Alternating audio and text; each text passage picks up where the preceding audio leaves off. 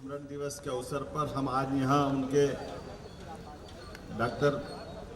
श्यामा प्रसाद मुखर्जी के लिए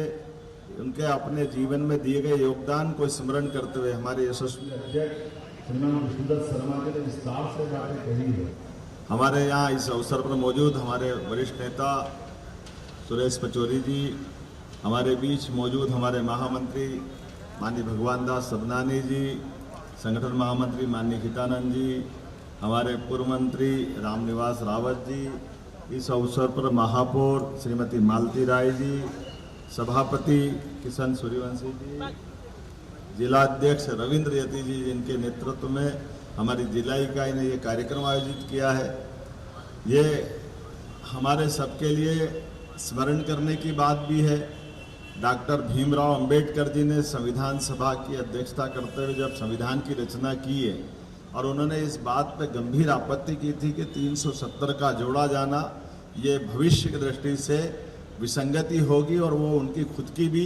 इसमें सहमति नहीं थी। लेकिन सर्वानुमति के बलबूते पर जो संविधान बनाया गया उस संविधान के दरमियान 370 जोड़ करके जम्मू कश्मीर के साथ जो प्रारंभ से ही फूट के बीज डाल दिए गए, रक्त रंजित भविष्य की संभावना का जो भारत बना था जम्मू कश्मीर को लेकर के 40,000 से ज़्यादा हमारे सेना के जवान, पुलिस के जवान, आम आदमी, आम पर्यटक अगर वहाँ अपने आप को इस कठिन दौर में अपने से जुदा होने का अगर उनको ये कठिन समय में एक तरह से हत्याएं अगर हुई है तो उन हत्याओं का अपराध जिस किसी के भी सर पे है वो धारा 370 लगाने वाले तत्कालीन नेतृत्वकर्ता के सिर पे ही आता है। हम सब जानते हैं कि जब देश बनता है और देश का आज़ादी का नया दौर निकलता है, ऐसे में यथायोग्य प्रकार से कोई सहमति के बलबूते पर अपनी बात, असहमति के बलबूते पर अपनी बात, जो लोकतंत्र की खूबसूरती होती है, ये आप कभी गौर करना इस मामले में। हमारे अलावा भी देश आज़ाद हुए, आज भी दक्षिण अफ्रीका हमारे एक तरह से उसी औपनिवेशिक मानसिकता से बाहर हुआ, लेकिन ऐसे महापुरुष हमारे देश में हुए, नेताजी सुभाष चंद्र बोस, सरदार वल्लभ भाई पटेल, हमारे डॉक्टर श्यामा प्रसाद मुखर्जी, जिन्होंने पद की परवाह नहीं की, पद की परवाह के बजाय भारत की परवाह की, और भारत की परवाह का परिणाम निकला हमारे सबके सामने। जो उस समय उनने किया था, आज यशस्वी प्रधानमंत्री के नेतृत्व में हमारे बीच वो धारा 370 का कलंक तो हटाई, लेकिन कितना अपने आप में इस बात की पुष्टि होती है कि हाँ 370 गलत थी,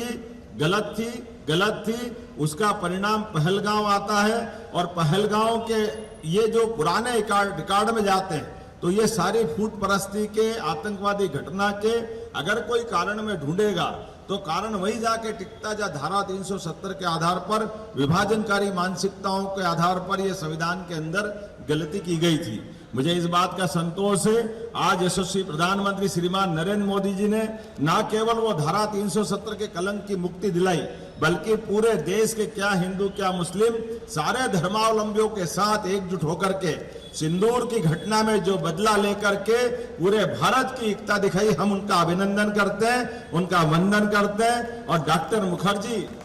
जिन्होंने ये एहसास कराया था कि हाँ कश्मीर भारत का हमारा मोर मुकुट है, वो हमारे लिए, हमारे अपने पूरे देश के साथ उसके प्रति अलग से श्रद्धा के साथ देखने की जरूरत है। और आज वो हमारे सबके सामने दिखाई दे रहा है, जब हम कश्मीर की बड़ी घटना के बाद भी हमारे विरोधियों ने हिंदू मुस्लिम के बीच फूट परस्ती के लिए ये पहलगांव की घटना की थी, लेकिन पूरा देश एकजुट रहा। और ये एक बार नहीं, ऐसे कई प्रमाण हमारे सामने मिले हैं। मैं आज के इस अवसर पर जब दुनिया का सबसे ऊंचा पुल अगर कश्मीर में देने का साहस किसी ने रखा है तो वह यशस्वी प्रधानमंत्री ने रखा है। हम उनका अभिनंदन करते हैं, उनका स्वागत करते हैं। कश्मीर में विकास का दरवाजा तो 47 में खुलना चाहिए था, लेकिन दुर्भाग्य से वो हमारे बाबा अमरनाथ, वो हमारा कश्मीर की घाटी, डल की झील, ये जो हमारी अलग प्रकार की आत्मीयता जुड़ी है, हाँ, हमें इस बात की प्रसन्नता है कि यशस्वी प्रधानमंत्री ने पूरे देश के लिए क्या पूरब, क्या पश्चिम, क्या उत्तर, क्या दक्षिण, सभी क्षेत्रों में विकास के लिए जिस प्रकार से हमारे महापुरुषों ने जो मार्ग दिखाए, उनकी गलतियों को भी दूर करते हुए और वर्तमान के दौर में जो जो आवश्यकता है वो सारी पूर्ति करके खड़ा करके जो वर्तमान का देश का ये जो चित्र बना है, ये हमारे लिए गौरव की बात है। डॉक्टर मुखर्जी का मैं इसलिए भी अभिनंदन करना चाहता हूं, एक तरह से एक शिक्षाविद जो युवा काल में ही न केवल कुलपति बनता है, लेकिन बंगाल के अंदर की कई ऐसे घटनाक्रम में अपनी सक्रिय भूमिका से एहसास कराते हैं कि हाँ, हमारे देश का भविष्य में किस प्रकार से योगदान होना चाहिए। और जब मंत्री बनते हैं भारत सरकार में, आपूर्ति और कपड़ा मंत्री, उस समय में उनके लिए गए निर्णय, एक एक निर्णय भी भविष्य की नींव बनते हैं। आइए हम सब अपने इन महापुरुषों को स्मरण करें, डॉक्टर मुखर्जी के योगदान को स्मरण करें, जो केवल जैसे हमने देखा, तुम मुझे खून दो मैं तुम्हें आजादी दूंगा, ये बात बोली थी नेताजी सुभाष चंद्र बोस ने। एक एक नेता का एक एक घोष वाक्य उनके जीवन में कैसा चरितार्थ होता है, उसी प्रकार से नेताजी सुभाष चंद्र बोस की तरह हमारे डॉक्टर मुखर्जी ने जो नारा लगाया था, एक देश में दो विधान, दो निशान, दो प्रधान नहीं चलेंगे,